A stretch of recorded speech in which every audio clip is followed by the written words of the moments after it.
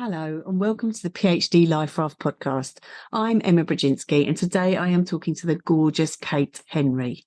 We are talking about how to plan for a productive summer, and Kate shares some really practical tips for both long and short-term planning, and also how to avoid that summer burnout. So I do hope you'll enjoy this episode.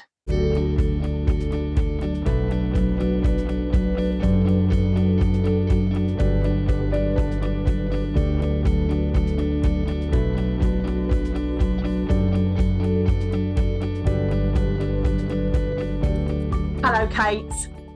Hi, Emma. I'm so excited to chat today. Oh, I know, it's so lovely. It is so lovely. You are a return visitor, and indeed conversations in between. And you're awesome, and it's so lovely to have you back here. And you are particularly back because we are working on a project together, which is going to be happening in June, and we'll talk a little bit more about that later on. But the details for that project, which is setting people up for the summer, for a great summer with their PhD. We'll have the details in the show notes. And as I say, we'll talk a little bit more about that at the end. But to begin with, thank you for coming back. The coming back, of course, means though that we already have your story. So we thought, because today's theme is about kind of supporting people through the summer, we'd talk about your journey into the kind of the ideas that you work with as you support others. So tell us a little bit about your journey, your productivity journey.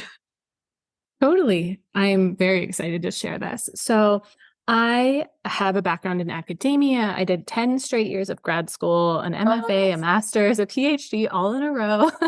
I know it was a lot. It was fun, but it was a lot. And I developed chronic health conditions when I was about 3 years from finishing. So in 2017, and it completely turned my world upside down, because up until that point, I was used to always winning all the awards. I was used to working 10 plus hours a day, working on the weekends, and really tied my personal worth to my output and how successful I was as an academic, which I am sure many of your listeners will resonate with.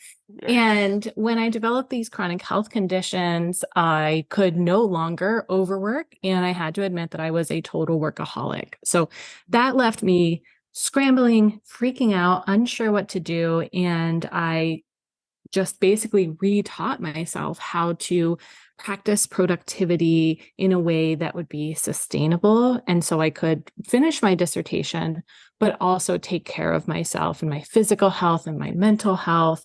And that led me to learn about slow living and practice what I call slow productivity, which we'll talk about later, I'm sure. And having this new, slower, mindful, intentional approach helped me to be productive, get things done, but set and hold a lot of boundaries around my availability to work less and work more intentionally and really prioritize taking care of myself.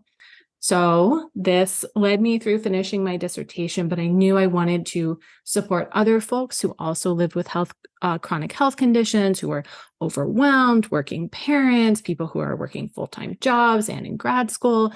And I developed this slow productivity approach to guide people to set their goals more intentionally, prioritize taking care of their personal resources while they're working. And I'm particularly interested in supporting folks with chronic health conditions because it can be really difficult to thrive in academia if academia is not necessarily set up to be accessible to everyone. Do you know what I mean? I know exactly what you mean. And there's some gorgeous work coming through now around ableism in academia, and about time too, in terms of the culture that is there and the way in which it's, as you say, not set up, does not encourage, in fact, can actually prevent people from contributing, for doing their work.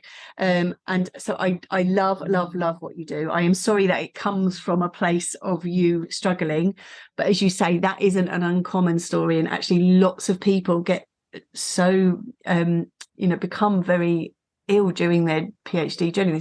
It's a common story because of lots of things that are going on for them. So now I say I love the ideas that you work with now, and how empowering they are for people. And we could have taken this discussion in many different ways.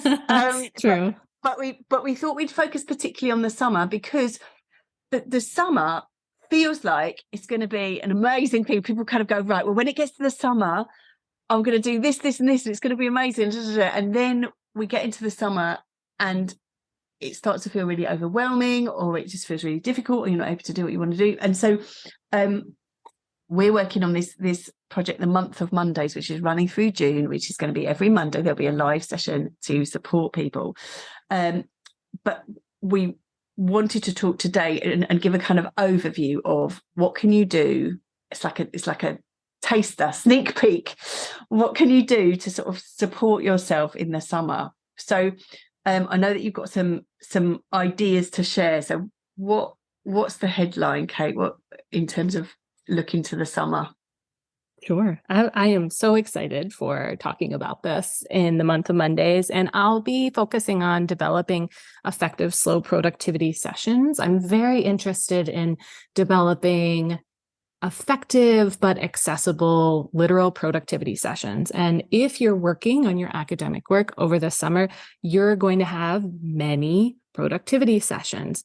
You might have a long project, a big project, and you break it down into steps and tasks. But when you actually go to your desk to work on it, that's when you might feel overwhelmed. There's so much to do. How are you ever going to choose what you want to work on? And just a couple of things to mention today that I think are heavy hitters.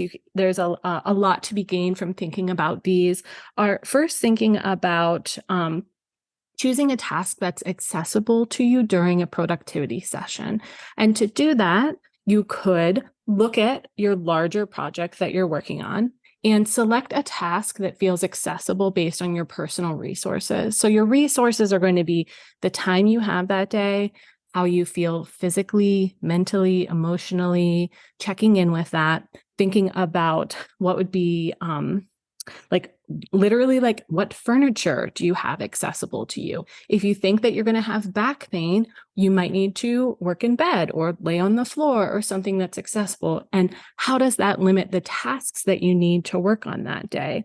So choosing a particular task that you're going to be able to go with the flow of working on. For example, if you have brain fog that day, then what kind of task is more accessible and easy for you to do when you have brain fog versus, a day when you're like, I had my caffeine, I had a great night of sleep, I'm feeling like I can really focus on critical, creative thinking work right now. So choosing a task that is accessible for you based on your personal resources that day. And also thinking about choosing a particular focus for that day. So just because you have the whole summer and you have potentially sweet, my kids are in summer camp today. All my errands are done. I could work for 8 hours straight and just binge and just get everything done, which we might feel urgency or scarcity that we need to do that. Could you instead choose your must-do tasks? What is the highest priority task that you want to work on? Maybe you can set a 2-hour work session, accomplish it, and then end for the day, right? So those are two things as I'm thinking about preparing for summer, not exhausting yourself by binging and getting as much work done as possible because there's this pressure and around scarcity and urgency that we experience in the realm of academia. And also noting that your personal resources of time, energy, focus, physical and mental comfort and energy, you want to reserve some of those for things like, if you have kids, taking them to the pond to go swimming or, going for a walk or taking a yoga class or something that's going to nourish you as well. Because in the realm of academia, we think of summer as a time to catch up on our work, and potentially maybe our advisors who were, doing their PhDs in the 60s, they could do that, but realistically, we're also balancing childcare. We're balancing part-time work or full-time work. We're balancing, other summer things that we want to be doing. So remembering that it doesn't have to just be a 2-month long retreat where you're working every day.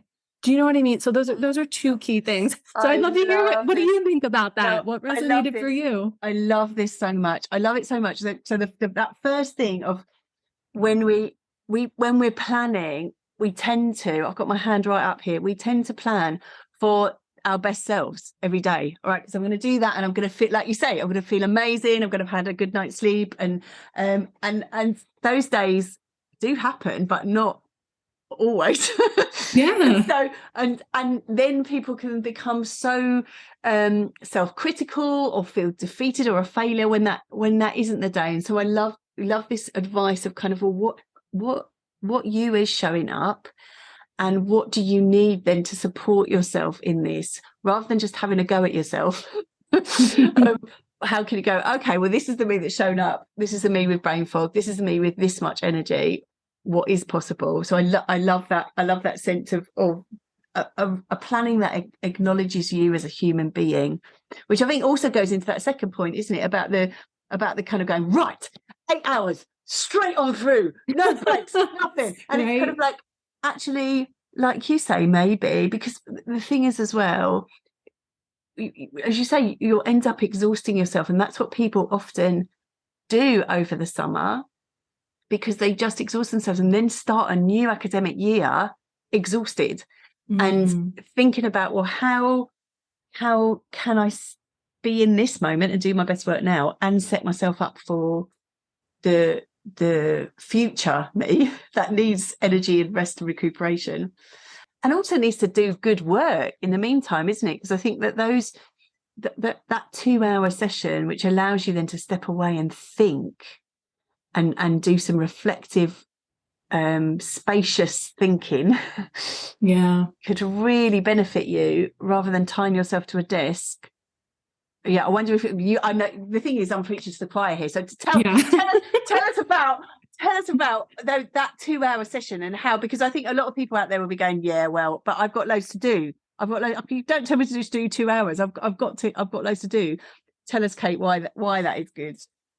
Yeah, totally. This is excellent. I love chatting with you about this stuff on podcasts. It won't just chat otherwise, because we're so in sync.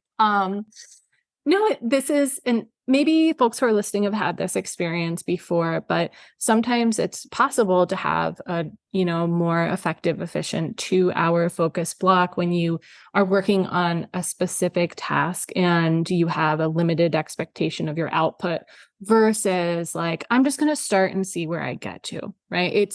It might be more accessible to say, I'm going to write 300 words and then stop, instead of like, I'm just going to write. So when you have a particular limit that you set for yourself, or a boundary around the time that you're working, or the amount of words or pages that you're going to read or write, it sets a little goal for you that you can hit. And for some people, gamifying our productivity can be a really effective motivator. Sometimes knowing, once I hit this, small complete this task, or this small amount of work, then I'm free for the day, and giving ourselves permission to pat ourselves on the back, check it off our to-do list, and move on.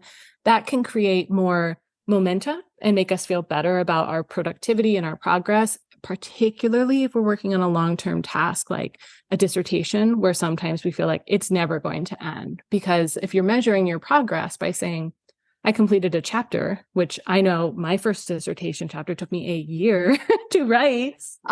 So if you are measuring your success by then, you don't give yourself a gold star until you complete something so long. That's not going to be as motivating as if you set smaller bite-sized goals and tasks for yourself. And I talked in our other interview, thinking about the Goldilocks approach to productivity, like choosing a task that's just right for you. So something that is, if you give yourself a time limit, I'm just using 2 hours. That's arbitrary. For you, it might be 1 or 5. But if it's 5, please take breaks. But choosing a task that you can actually focus on and that you can actually complete, you're going to chip away at your larger project, instead of just spinning your wheels for 6 hours at a time and then feeling exhausted and feeling like you don't even have anything to show for it.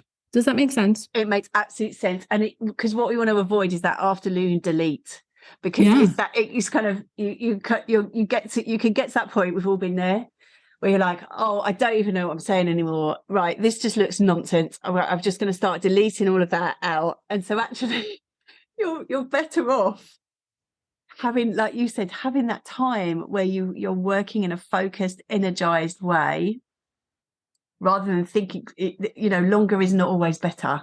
Like because you can get to the point where you then start to delete the things and you end up, as you say, the end of the day feeling like you haven't completed anything. Whereas if you stopped earlier on and then were able to come back to look at it with fresh eyes, you might be surprised. Also, just side note, don't delete anything. Always copy, paste to another thing, start again, because you can guarantee you'll get halfway through that bit, won't you? And then go, oh no, I said it much better before. Deleted it, that is gone. True. No, this is true. And this makes me think like the Pomodoro method is so popular for knowledge workers and academics. And it can be helpful when we're working on a long-term, complex, multi-step project to measure our progress by the time we're spending versus like the amount of fully edited and, perfect language that we've written, right? So like particularly if you're feeling stuck, it's an aversive task you don't want to get started. Something like the Pomodoro method, saying I'm going to set a timer for 25 minutes and just do whatever I do. And then I'm checking a Pomodoro off my to-do list for today instead of, like I wrote and revised my method section. That's, this is making our, it's like what's that phrase? Like, it's like a marathon, not a sprint or something, valuing and praising yourself and feeling good about making small incremental progress on a long-term goal is key. So one thing you could do is measure by time spent instead of, for example, words written or pages read. I love that. And I love this sense of motivating yourself, because this is really real. This is real. And you need to get yourself back in that chair on a regular basis. And if it's a horrible place to be, you're not going to want to be there, will you? So I think I love this idea of kind of ticking off, motivating. I want to ask you just about this kind of this bigger thing. So that's in a particular day, but we're thinking about this and sort of motivating yourself in the particular day. But I know that you're really good about thinking of breaking down projects, and this sense of people often have this kind of feel like the summer is a huge space and a huge amount of time. So if people are looking ahead to the summer, do you have some thoughts or advice on how they might start to plan out their summer or think about the summer? Yeah, totally. So today I talk a lot about like making goals actionable and achievable. And so far today, you and I have been talking about like the achievability of goals and making goals more actionable. We know what choices to make and what tasks to do in the order in which to do them. So the most typical thing we think of with breaking down a larger goal is, reverse engineering it based on the deadline that we want to hit. And if we're approaching this from like this slow productivity, sustainable productivity lens, of course, I'm looking at my wall calendar right now and I'm like, okay, let's imagine you have like August, July, and June for your summer. It would be easy for you to go through every single week and say, this is what I'm going to do Monday through Friday. I'm going to go write 5 days a week. And by the time I'm done with August, I will have written, 30,000 words or something like that. And my suggestion would be to give yourself blank space for taking vacations, for resting, for just space that you might need. And it just across the board as a productivity tool. This is what I suggest to folks is often when people are like, I'll write 5 days a week, I'm like, how about you say 3 days a week? Like give yourself that wiggle room because you might inevitably need it, but also it's just a kindness to yourself to have rest. So if you, that would be my first suggestion when you're breaking down your goal and assigning it, like once you do it, go through and remove some, because when we set our goals, it feels really good to be like, holy cow, by the end of the summer, I will have had this thing done. It feels really great to just set that goal.